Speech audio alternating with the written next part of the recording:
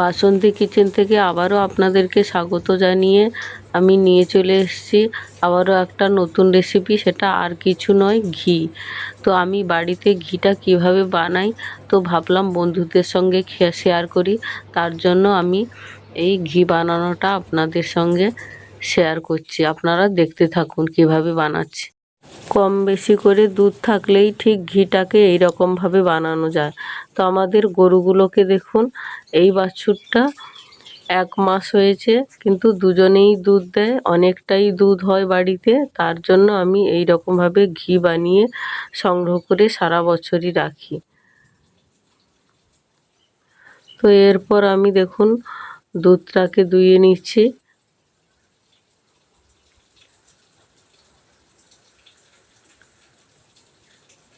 প্রচুর দুধ হয় আমাদের বাড়িতে। তো এখানে আমি গ্যাসের মধ্যে একটা কড়া বসিয়ে দিয়েছি, আর কড়ার মধ্যে দেখুন অল্প জল দিয়ে দিচ্ছি। দুধ দেওয়ার আগে জলটা দিয়ে দিলে তাহলে তলাতে দুধটা বসে যায় না। তো এই রকমভাবে আমি জলটা দিয়ে তারপর আমি দিয়ে দিচ্ছি দুধ।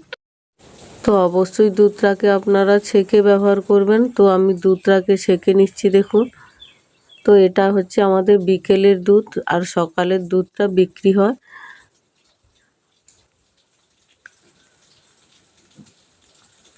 তো এরপর এই দুধটাকে ফুটতে দেওয়া অবধি অপেক্ষা করতে হবে।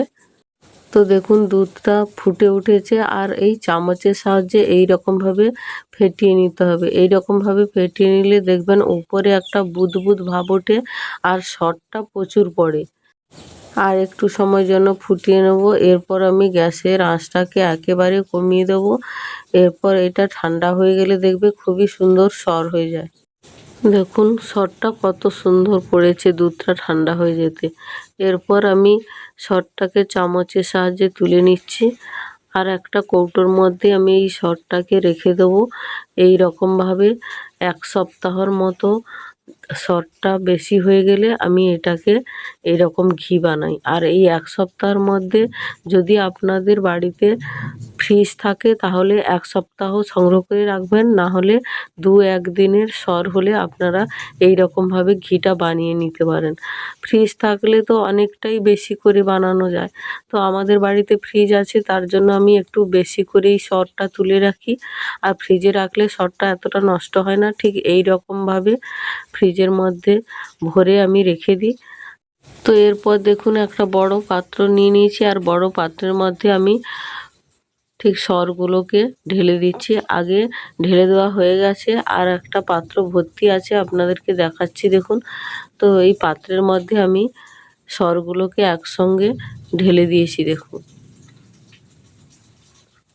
তো এরপর এটাকে হাত দিয়ে শক্ত জমাট বেঁধে আছে ওইটাকে এরকম হাতের সাহায্যে নরম করে নিতে হবে, আর ভালোভাবে মেখে নিতে হবে।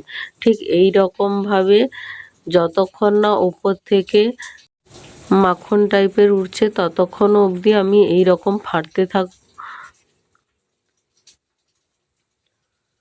তো এই রকম ফাটতে ফাটতে ওপরে সুন্দর একটা মাখন টাইপের উঠে আসবে। আপনারা দেখলেই বুঝতে পারবেন এর কালারটা চেঞ্জ হয়ে যাবে।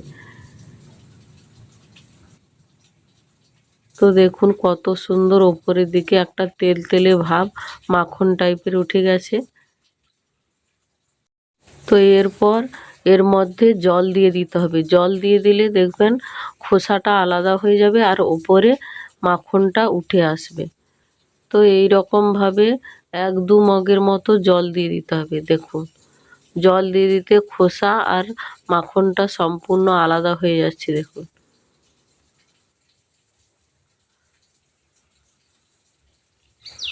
এই দেখুন কত সুন্দর মাখনটা উপরের দিকে উঠেছে। তো হাতের সাহায্যে এইরকম ভালো করে নেড়ে নিতে হবে, কারণ এর যে খোসাটা ওর সঙ্গে মিশে আছে, তাহলে খোসাটা জলের সঙ্গে তলার দিকে চলে যাবে, আর মাখনের সঙ্গে একটুও খোসা থাকবে না। তো এরপর সাইড করে নিয়ে নিচ্ছি দেখুন। জল আর মাখনটা সম্পূর্ণ আলাদা হয়ে আছে, একসঙ্গে মিশে যাচ্ছে না দেখুন। তো এরপর আমি একটা পাত্রের মধ্যে তুলে নেব। এই যে দেখুন ঠিক এই রকমভাবে একটা পাত্রের মধ্যে তুলে নেব। আমাদের দুটো গরু মিলে 4 কেজি 5 কেজির মতো দুধ হয়, তো তার জন্য 1 সপ্তাহের মধ্যে এতটা সর হয় আর ঘি বানাতে পারি। 1 সপ্তাহের মধ্যে আমরা 1.5 কেজি মতো ঘি বানাই। তো এই রকমভাবে পুরো মাখনটাকেই তুলে নেব। দেখুন উনুনটাকে ধরিয়ে আমি একটা লোহার কড়া বসিয়ে দিয়েছি, আর লোহার কড়া এখানে অবশ্যই ব্যবহার করবেন, তাহলে দেখবেন ঘিটা এতটা পুড়ে কালো হয়ে যাবে না। তাহলে ঘিটা পুড়ে গেলে সিলভারের কড়াই বসালে ঘিটা অবশ্যই পুড়ে যাবে, আর তাহলে খেতে ভালো লাগবে না। তো এইরকম আপনারা চাইবেন ননস্টিকের কড়া বা লোহার কড়ার মধ্যে ঘিটাকে বানিয়ে নেওয়ার। তো এই রকমভাবে আমি হাফটা মাখন দিয়েছি আর হাফটা আমি পরে দেব। তো দেখুন এরপর খুন্তির সাহায্যে এইরকমভাবে নেড়ে নিতে হবে। নেড়ে নিলে দেখবেন একটা তরল ভাব এসে যাবে, দুধের মতো হয়ে যাবে। তো এখন প্রথমে আঁচটাকে বাড়িয়ে রাখতে হবে, পরে শেষের দিকে আঁচটাকে কমিয়ে দিতে হবে। কিভাবে ফুটছে দেখুন। আপনারা ভাবছেন এটা দুধ, কিন্তু না, এটা হচ্ছে সেই মাখনটা এইরকম গলে গেছে। দেখুন ফুটতে ফুটতে ওপরের দিকটাতে কত সুন্দর ঘি ভেসে উঠছে। তো আরও ঘি বেরোবে, এখনও অবধি সাদা হয়ে আছে। যতক্ষণ না একটু লালচে ভাব আসছে ততক্ষণ অবধি ঘিটা বেরোতে থাকবে। এরপর আঁচটাকে অবশ্যই কমিয়ে দিতে হবে, আর আস্তে আস্তে এইরকম নাড়তে থাকতে হবে, না হলে তলাতে বসে যাবে। তো এরপর দেখুন ঘিটা কত সুন্দর পুরো বেরিয়ে গেছে। এরপর আঁচটাকে আমি বন্ধ করে দেব, আর কড়াটাকে আমি উনুন থেকে নামিয়ে নেব। সম্পূর্ণ ঘিটাই বেরিয়ে গেছে। এরপর আমি কড়াটাকে নামিয়ে নিচ্ছি। তারপর এটাকে কিছু সময়ের জন্য ঠান্ডা হতে দিতে হবে। ঠান্ডা হয়ে গেলে আমি একটা বোতলের মধ্যে স্টোর করে রেখে দেবো।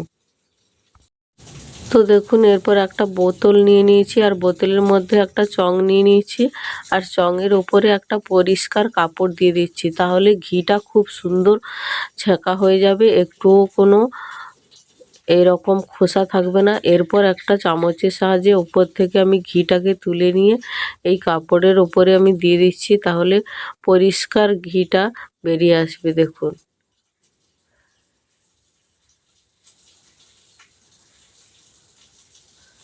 তো এই রকমভাবে আমি পুরো ঘিটাকেই ছেঁকে নেব। তো আপনারা অবশ্যই দেখলেন ঘি বানাতে বেশি সময়ও লাগে না, আর অল্প সময়ের মধ্যেও ঘিটা হয়ে যায়। আর এত দাম দিয়েও দোকান থেকে ঘিটা কেনার কোনো দরকার নেই, বাড়িতেই আপনারা বানিয়ে নেবেন। যদি অল্প দুধ হয় তাহলে অল্প অল্প করেও ঘিটাকে বানিয়ে নিতে পারবেন।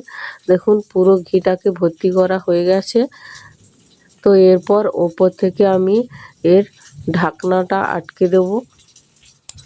এই রকমভাবে 1 বছর 2 বছর যত বছর আপনারা রাখবেন ঘিটা ঠিক এই রকম ভালোভাবেই থেকে যাবে, কোনো নষ্ট হওয়ার সম্ভাবনা নেই। আপনারা তো ঘি বানানোটা অবশ্যই দেখলেন, বাড়িতে আপনারা এই রকমভাবে বানাবেন, আর কমেন্টে অবশ্যই জানাতে ভুলবেন না। তো যদি আমার এই রেসিপিটা ভালো লেগে থাকে লাইক কমেন্ট শেয়ার করবেন এবং সাবস্ক্রাইব করে আমার পাশে থাকবেন। যদি আপনারা আমার পাশে থাকেন নতুন নতুন রেসিপি দিতে আমি আরও উৎসাহিত হব। নমস্কার।